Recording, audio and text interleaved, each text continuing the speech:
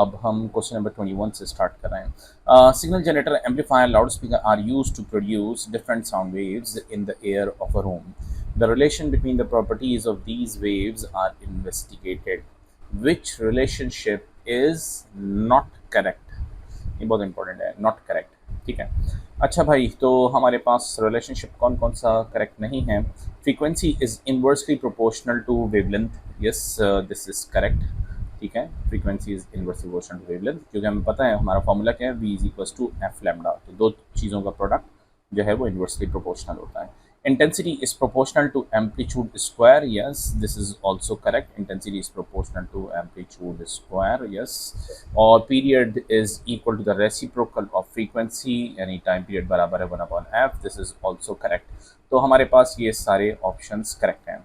और option A में क्या है, amplitude is proportional to wavelength? नहीं, बिल्कुल भी नहीं। एम्पलीट्यूड का वेवलेंथ के साथ इस तरह का कोई रिलेशनशिप नहीं है, तो A is not correct. Now, 22. When a guitar string is plucked, it causes a longitudinal sound wave in the air as shown. हमारे पास ये एक तरह से एक्स एक्सिस के ऊपर डिस्टेंस दिया हुआ है, और यहाँ पे molecules are close to each other, we call it compression. और ये दूसरा आपके पास है, molecules are close to each other, this is another compression. तो पहला कंप्रेशन हमारे पास 0 पर आ रहा है, और दूसरा कंप्रेशन हमारे पास आ रहा है 0.5 के ऊपर। तो इसको हम नोट कर लेते हैं कि दूसरा कंप्रेशन। ठीक है, और distance between two successive compression is equal to 1 wavelength. तो यहाँ से हमारे पास 1 वेवलेंथ हमें मिल गई 0.5 मीटर्स की। और उसके बाद फिर आगे चलते हैं। The speed of the sound in the air is 340 metres per second. तो हमें उसने स्पीड भी दे दी है, तो बस फिर तो कुछ भी नहीं बचा, स्पीड भी आ गई हमारे पास 340 मीटर्स पर सेकेंड। और उसने हमसे कहा क्या है कि हमें निकालना क्या है, what is approximate frequency, frequency निकालनी है। तो फ्रीक्वेंसी का formula v is equals to F times lambda. 340 is equals to frequency निकालनी है टाइम्स वेवलेंथ 0.5। तो 340 को आप जो है multiply bye basically divide by 0.5 करेंगे तो आपके पास डबल हो जाएगा 6। ये 680 आपके पास डी आंसर है। ठीक है, अब नेक्स्ट हमारे पास है 23। A transverse wave travel along a rope. ये हमारे पास एक ट्रांसवर्स वेव दे दी है, और ये आपके पास एक रोप है जिसके ऊपर ये ट्रांसवर्स वेव ट्रेवल कर रही है। ठीक है, the diagram shows the rope at time t is equals to 0। The wave is traveling from left to right. The period of the wave is t. ठीक है, अगर वेव आगे की तरफ ट्रेवल कर रही है तो नेक्स्ट इंस्टेंट पे मेरा बेटा हमारे पास ये वेव जो है आपके पास ये कुछ इस तरह से, ये हमारे पास वेव जो है ये कुछ इस तरह से, और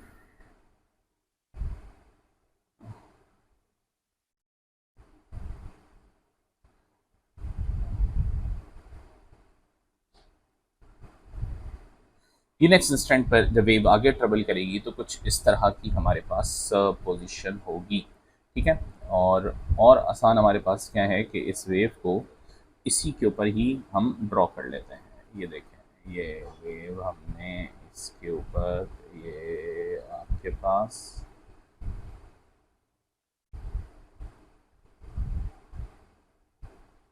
ये हमारे पास वेव हो गई। अब नेक्स्ट इंस्टेंट पे हमारे पास वेव ट्रेवल करके आगे की तरफ जा रही होगी, और ये वेव आगे की तरफ ट्रेवल करके जा रही है। ठीक है, तो ये हमारे पास वेव की नेक्स्ट इंस्टेंट पे ये पोजीशन होगी अगर ये left to right wave travel कर रही है। ठीक है, तो आई थिंक ये ज़्यादा बेहतर है। One particle of the rope is x. हमारे पास जो पार्टिकल है रोप के ऊपर वो ये एक्स है। ठीक है, मैं 2 मिनट के लिए इस ग्रीन वाली वेव को जो ड्रॉ किया है इसको ज़रा साइड पे कर देता हूँ ताकि बात क्लियर हो सके। तो ये पार्टिकल एक्स हमारे पास रोप के ऊपर है। Which diagram shows the variation with time t of the displacement of the particle x between t is equals to 0 and t is equals to 2t। अच्छा देखिए, आपके पास जो पार्टिकल x जो है वो आपके पास जो पोजीशन पे इस वक्त खड़ा हुआ है उस वक्त टाइम जो है वो 0 सेकेंड कंसिडर किया है। ठीक है, तो आपके पास नीचे जितने भी ग्राफ हैं वो ज़ीरो से स्टार्ट होने चाहिए, ठीक है। तो आपके पास जो आंसर आपके पास ऑप्शंस कैंसिल हो जाते हैं वो ऑप्शन सी और डी दोनों स्ट्रेट अवे कैंसिल हो जाते हैं, क्योंकि जब टाइम ज़ीरो है पार्टिकल की पोजीशन ज़ीरो पर ओरिजिन पे होनी चाहिए। ये दोनों जो है मैक्सिमम डिस्प्लेसमेंट शो कर रहे हैं, यानी ये वेव जो है नेक्स्ट इंस्टेंट पर इसके हिसाब से ये यहाँ से स्टार्ट होनी चाहिए, ठीक है, या यहाँ से स्टार्ट होनी चाहिए, और ये दोनों जो हैं आपके पास मेन पोजीशन से यानी ओरिजिन से स्टार्ट नहीं हो रहे, तो ये दोनों कैंसिल आउट हो गए। अब सवाल ये पैदा होता है कि ये जो है नेक्स्ट इंस्टेंट पर ऑप्शन ए और बी हमारे पास अवेलेबल चॉइसेस बची हैं।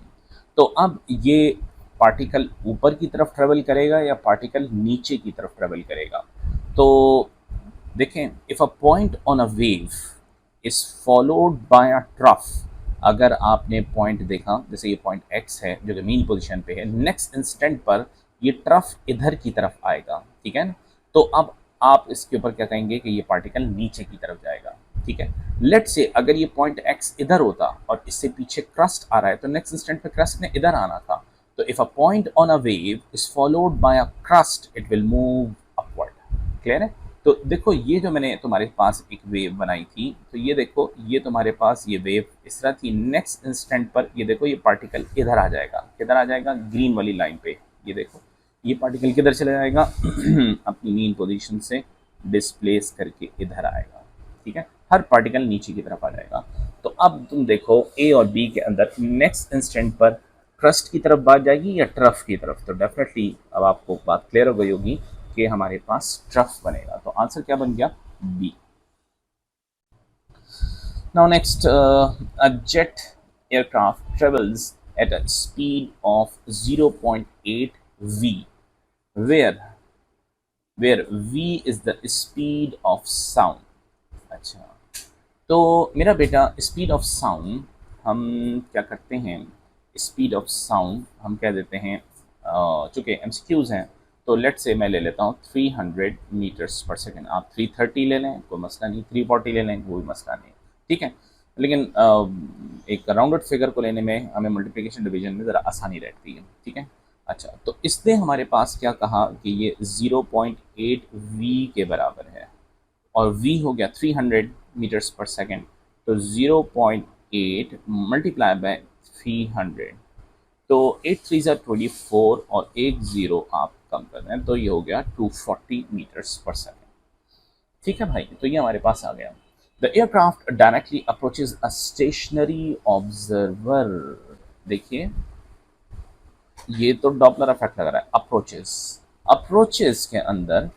अच्छा चलो सवाल आगे चलता है। The frequency of a sound emitted by the aircraft, यानी हमारे पास फ्रीक्वेंसी ऑफ सोर्स जो दी हुई है एयरक्राफ्ट की जो फ्रीक्वेंसी है वो है 100 hertz. What which frequency does the observer hear. तो मेरा बेटा आपके पास ये फॉर्मूला आपको मेमोराइज करने की ज़रूरत नहीं है, आपके पास शुरू में जो फॉर्मूला शीट होती है उसमें ये फॉर्मूला गिवन होता है। तो ऑब्जर्व फ्रीक्वेंसी बराबर है speed of sound in the medium divided by speed of sound in the medium minus speed of source times frequency of source। तो हमें निकालना क्या है, फ्रीक्वेंसी ऑब्जर्व मीन्स हमें निकालना है एफ ओ, ऑब्जर्व फ्रीक्वेंसी में फाइंड आउट करनी है, ठीक है। तो यहाँ पे मैं लिख देता हूँ एफ ओ, हमसे वो पूछ रहा है, ठीक है। तो speed of sound in the medium हमारे पास चूँकि एयर है मीडियम, तो हमने क्या करना है यहाँ पे 300 पुट कर देना है। 300 डिवाइड बाय 300 माइनस, और हमारे पास स्पीड ऑफ सोर्स कितनी है वो है 240। तो ये 240 टाइम्स फ्रीक्वेंसी ऑफ सोर्स हमारे पास 100 हर्ट्ज दी हुई है। तो इसको आप जब कैलकुलेटर में प्लग इन करेंगे तो आपके पास आंसर आ जाएगा 500 hertz. Now next, a telescope detects electromagnetic radiation of wavelength आपके पास कितनी दी हुई है, 2 सेंटीमीटर दी हुई है। मेरे बेटा अगर मैं 2 सेंटीमीटर को आपके पास इस तरह से लिखता हूँ 2 × 10⁻⁻² मीटर्स। अच्छा, इस तरह के क्वेश्चंस में आपको सिवाय इसके कि वो पूरा इलेक्ट्रोमैग्नेटिक स्पेक्ट्रम का जो मैंने क्लास में आपको बना के दिया था चार्ट, वो आपको मेमोराइज करना है, इसके अलावा उसका कोई तरीका नहीं है। तो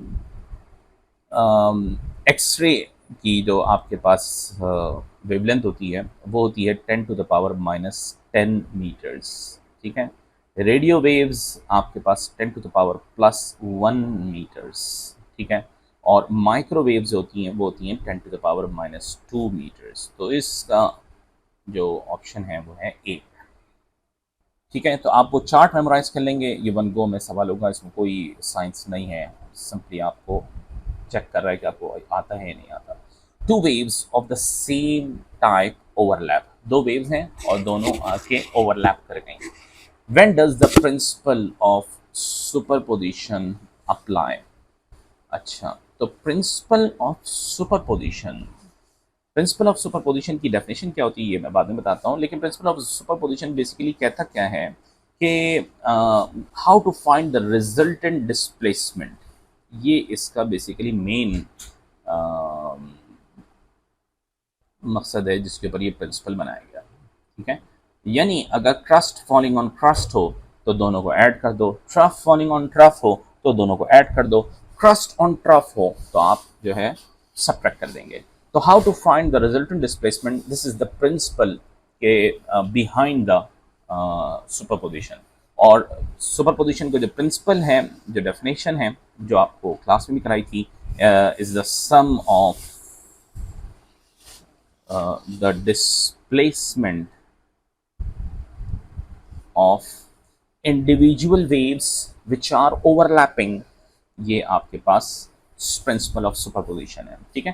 तो मैं शॉर्ट में of displacements of individual overlapping, मैं जस्ट ओवरलैपिंग ऑफ वेव्स लिख लेता हूँ, ठीक है। ओवरलैपिंग वेव्स बस जगह कम है, सही है भाई। तो प्रिंसिपल ऑफ सुपरपोजिशन सिर्फ क्या है कि मैं रिजल्टेंट डिस्प्लेसमेंट कैसे निकाल सकता हूँ।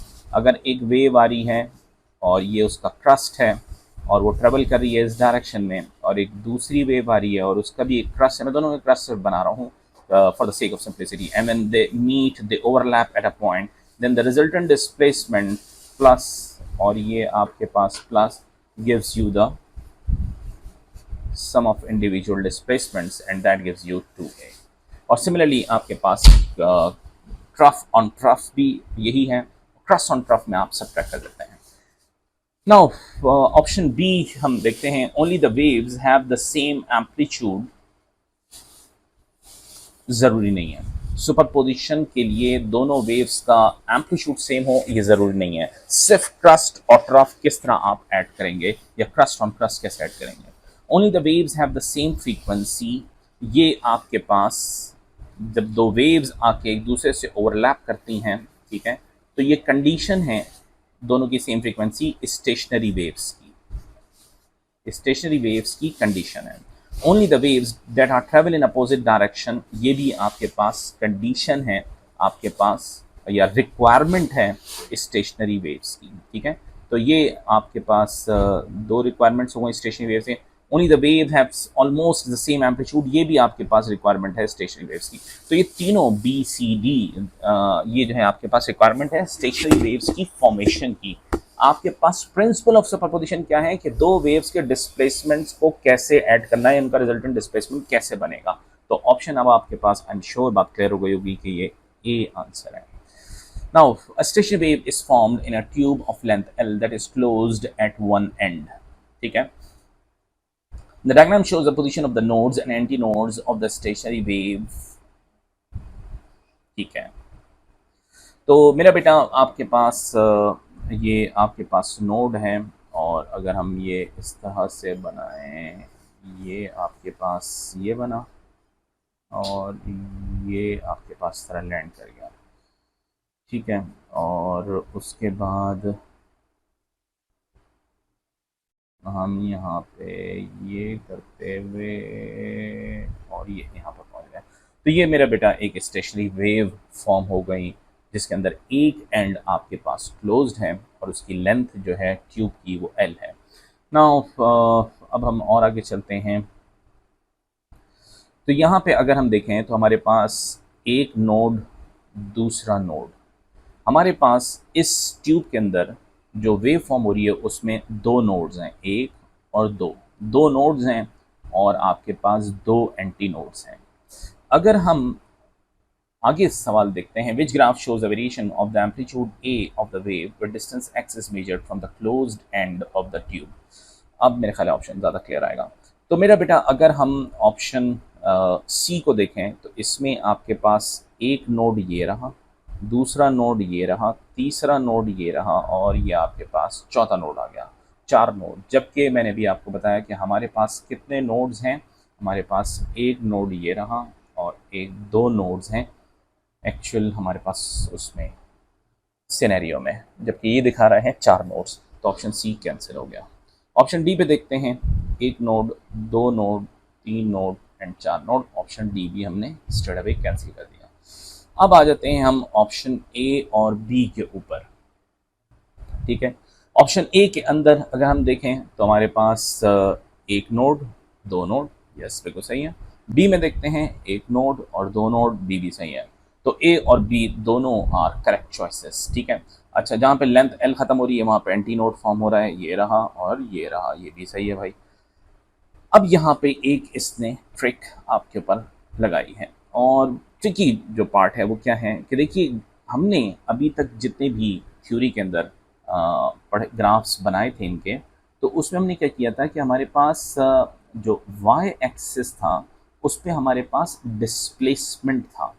ठीक है मेरा बेटा, और डिस्प्लेसमेंट जो होता है वो एक वेक्टर क्वांटिटी है जिसके अंदर आपके पास ये जो वेव है ये आपके पास ये यू बन सकती है, यानी नेगेटिव एक्स एक्सिस में भी आ सकती, नेगेटिव वाई एक्सिस में भी आ सकती है। लेकिन इसने हमसे सवाल में क्या कहा कि variation with amplitude A. Amplitude मेरा बेटा एक स्केलर क्वांटिटी है, ठीक है, ये वेक्टर क्वांटिटी नहीं है। ठीक है, तो अगर वाई एक्सिस पे एम्पलीट्यूड है तो आपके पास इसमें सिर्फ और सिर्फ एक ही एक्सिस एग्जिस्ट करेगा, नेगेटिव एक्सिस, क्योंकि स्केलर क्वांटिटी है और उसमें नेगेटिव एक्सिस नहीं हो सकता। तो आपके पास ऑप्शन क्या हुआ, ए। बस ये इसका एक ट्रिकी पार्ट था, बाकी सवाल में भी कोई खास जान नहीं थी।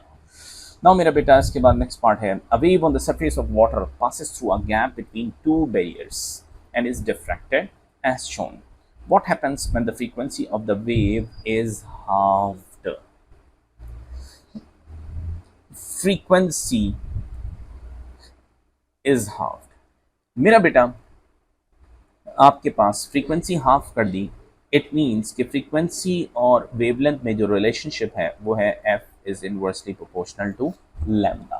ठीक है, तो लैम्डा आपके पास फ्रीक्वेंसी अगर मैं डिक्रीज करूंगा, रादर देन मैं आई एम सेइंग हाफ, अगर फ्रीक्वेंसी डिक्रीज करूंगा तो डेफिनेटली वेवलेंथ बढ़ेगी, तो वेवलेंथ हमारे पास इस केस में डबल हो जाएगी।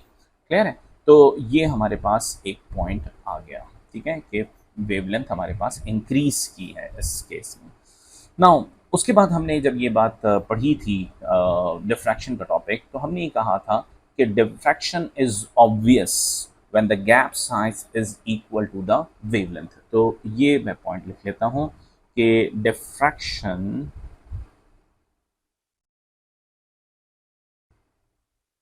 is obvious when gap size equal to the wavelength। क्या मतलब कि ये जो आपके पास गैप साइज है, जो स्लिट की स्पेसिंग है ये, और आपके पास ये वेवलेंथ और गैप साइज अगर बराबर हो जाए तो डिफ्रैक्शन इज मोस्ट ऑब्वियस हो जाती है। क्लियर है? अच्छा, अब आपके पास फिर हमने क्या पढ़ा था, पॉइंट नंबर 1 लिख देते हैं। ठीक है, अगर लैम्डा वेवलेंथ हम इंक्रीज करें, ठीक है, और हमारे पास जो गैप साइज है उसको कांस्टेंट रखें। ठीक है, तो मैं इसको जगह की gap is equals to constant. ठीक है, gap means gap size is equals to constant. ठीक है, तो और गैप साइज क्या है जो मैंने अभी आपको बताया, दिस इज द गैप। ठीक है, तो आपके पास क्या होता है, डिफ्रैक्शन इंक्रीज होती है, हम ऑलरेडी क्लास में डिस्कस कर चुके हैं। ठीक है, डिफ्रैक्शन आपके पास इंक्रीज करती है। और दूसरा आपके पास पॉइंट क्या है कि अगर वेवलेंथ आप डिक्रीज करें, ठीक है, और गैप को आप again gap size is equals to constant, ठीक है, तो डिफ्रैक्शन जो है आपके पास वो डिक्रीज होती है।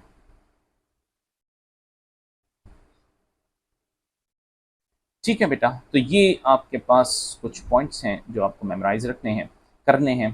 तो आपके पास जब हमने वेवलेंथ बढ़ाई है तो लेस डिफ्रैक्शन इज ऑब्जर्व नहीं, बल्कि अब आपके पास स्ट्रेट अवे आंसर आपका क्या बन गया, मोर डिफ्रैक्शन इज ऑब्जर्व्ड। ठीक है बेटा, तो आई होप कि यहाँ तक क्लियर होगा और आगे चलते हैं। अब वो आपसे क्या कह रहे हैं, observable interference fringes are produced using the light from a double slit. The intensity of the light emerging from each slit is initially the same. The intensity of the light emerging from one of the slits is now reduced. ये असल point है। क्या कह रहे हैं कि intensity आपने एक स्लिट में से कम कर दी है, ठीक है। बाय द वे, इंटेंसिटी का ताल्लुक किससे होता है, intensity is directly proportional to amplitude square.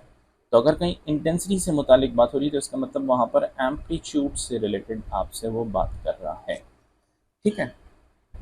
अच्छा, और इसके अलावा उसने क्या कहा था कि इनिशियली आपके पास इंटेंसिटी जो है आपके पास सेम आ रही थी दोनों स्लिट में से।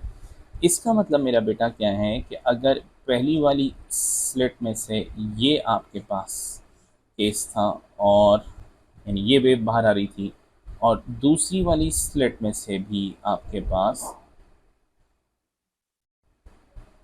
इतनी ही इंटेंसिटी की वेव आ रही थी, तो अब जो आपके पास रिजल्टेंट डिस्प्लेसमेंट आएगा या रिजल्टेंट वेव जो फॉर्म होगी उसका एम्पलीट्यूड आपके पास कोई ये होगा, ठीक है। तो अगर ये एम्पलीट्यूड ए था और ये एम्पलीट्यूड ए था तो अब रिजल्टेंट एम्पलीट्यूड 2a बन जाएगा। ये आपके पास उस वक्त था जब जिंदगी आपकी नॉर्मल गुजर रही थी। अब उसने क्या कहा कि intensity of the light is reduced. तो intensity of the light is reduced का मतलब मेरा बेटा क्या हुआ कि लेट्स से ये हमारे पास ये एज इट इज रखी, लेकिन अब आपके पास उसने ये और जो दूसरी वेव दूसरी स्लिट में से अब लाइट वेव आ रही है तो उसकी इंटेंसिटी इतनी हो गई। लेट्स से पहले एम्पलीट्यूड ए आ रहा था, अब a/2 आ गया, ठीक है। तो अब देखो बेटा, पहले a plus a gives you 2a। अब यहाँ पर क्या हो गया, ये तो एज इट इज़ a ही रहा, लेकिन ग्रीन वाला जो मैंने आपको ग्रीन कलर से दिखाया इसकी इंटेंसिटी मैंने रिड्यूस करके a/2 कर दी। तो देखो अब पहले 2a हो गया था, अब क्या हो जाएगा 1.5। यानी पहले अगर आपके पास फुल ब्राइट फ्रिंज आ रही थी, इसको मैं लिख लेता हूँ, आपके पास ब्राइट फ्रिंज थी, तो अब आपके पास जो फ्रिंज आपके पास ऑब्जर्व होगी वो लेस ब्राइटर होगी, ठीक है। तो अब इसको हम कुछ इस तरह से बना लेते हैं,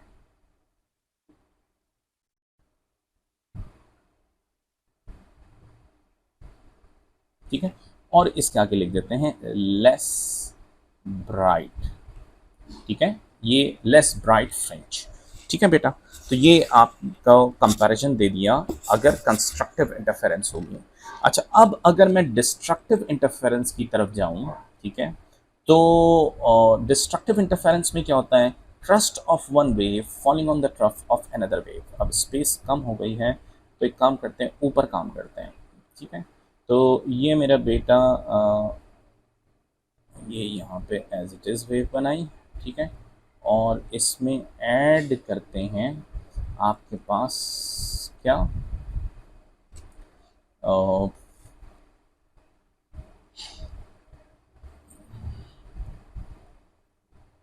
ठीक है। तो यहाँ पर जो एम्पलीट्यूड था ये था -a, और यहाँ पे जो एम्पलीट्यूड था वो था +a। When they meet, when they overlap, ठीक है, तो अब आपके पास a minus a gives you 0, that is dark fringe is observed, ठीक है, नथिंग, ठीक है, लाइट ने एक दूसरे के इफेक्ट को कैंसिल आउट कर दिया। ये कब की बात है? जब आपके पास इनिशियली दोनों स्लिट्स में से सेम इंटेंसिटी आपके पास रिसीव हो रही थी। अब हम केस देखते हैं कि अगर मेरे पास एक स्लिट में से इंटेंसिटी रिड्यूस कर दें तो अब हमारे पास क्या होगा। तो मेरा बेटा ये हमारे पास ये रही, ठीक है, और उसके बाद हम प्लस की साइन, और अब हम जो है ये बना देते हैं, ठीक है। तो अब जो हमारे पास होगा, तो देखो पहले आपके पास कंप्लीट डिस्ट्रक्टिव इंटरफेरेंस हुआ था, अब आपके पास पार्शियली डिस्ट्रक्टिव इंटरफेरेंस होगा। पहले आपके पास जो है a minus a gives you nothing, that is dark fringe. अब आपके पास क्या है, इफ दिस इज a, और इसकी दूसरे के बारे में हमने अज्यूम किया था कि इंटेंसिटी बिकम्स हाफ, तो इफ दिस इज -a/2, तो अब आपके पास जो रिजल्टेंट इंटेंसिटी आएगी वो मेरा बेटा अब आपके पास क्या होगी, वो होगी आपके पास ये, दिस इज a/2। तो अब आपके पास ब्राइट फ्रिंज फॉर्म होगी, ठीक है, ब्राइट फ्रिंज फॉर्म होगी रादर देन अ डार्क फ्रिंज, क्योंकि ये कंप्लीट डिस्ट्रक्टिव नहीं हुआ बल्कि पार्शियली डिस्ट्रक्टिव इंटरफेरेंस हुई। तो अब हम ऑप्शंस देखते हैं। तो आप the bright fringe and dark fringes all becomes brighter, तो ऑप्शन ए तो पॉसिबल नहीं है, ठीक है। The bright fringe and the dark fringe all becomes darker बिल्कुल गलत है, क्योंकि आपके पास the bright fringe becomes brighter and the dark fringe becomes darker, ये भी बिल्कुल गलत है। ऑप्शन डी अगर रीड करो बेटा तो आपके पास क्या है, the bright fringe, the bright fringes becomes darker, ठीक है, which is called less bright, and the dark fringes becomes brighter, which is a bright fringe। So D option is your correct answer। Now a diffraction grating has 4 into 10 to the power 5 lines per meter। तो ये बेटा lines पर metre जो है, मैंने आपको class में बताया था, this is called capital N, number of lines पर मीटर या पर mm, ठीक है। और हमने रिलेशनशिप ये बनाया था कि d is equals to 1/n, ठीक है, और d जो होता है वो दो स्लेट्स के दरमियान की जो स्पेसिंग होती है। A beam of white light, a beam of light of wavelength 589 10 power minus 9 meter is incident normally on a diffraction grating. What is the angle between the second order, ये आपके पास क्या हो गया, n is equals to 2 and the diffraction of the incident beam of the light, ठीक है। तो वो आपसे एंगल पूछ रहा है, व्हाट इज द एंगल, ठीक है, तो आपसे वो थीटा को आपसे कह रहा है बता दो। अब मेरा बेटा ये सवाल तो हमें पता चल गया है कि ये सवाल किसका है, ये है डिफ्रैक्शन ग्रेटिंग का सवाल है, और डिफ्रैक्शन ग्रेटिंग का आपको फॉर्मूला मालूम होना चाहिए। तो diffraction grating d sine theta is equals to n lambda, ठीक है, और d बराबर होता है 1/n के, जैसा कि मैंने ये आपको यहाँ पे बताया। तो यहाँ पे डायरेक्टली पुट कर देते हैं d की जगह 1/4 इंटू 10 टू द पावर 5, और हमें थीटा निकालना है तो sine theta as it is रखा इज इक्वल्स टू n की वैल्यू बेटा मेरे पास 2 थी, और वेवलेंथ हमारे पास ये गिवन है, तो वेवलेंथ को हम यहाँ पे प्लग इन कर देते हैं।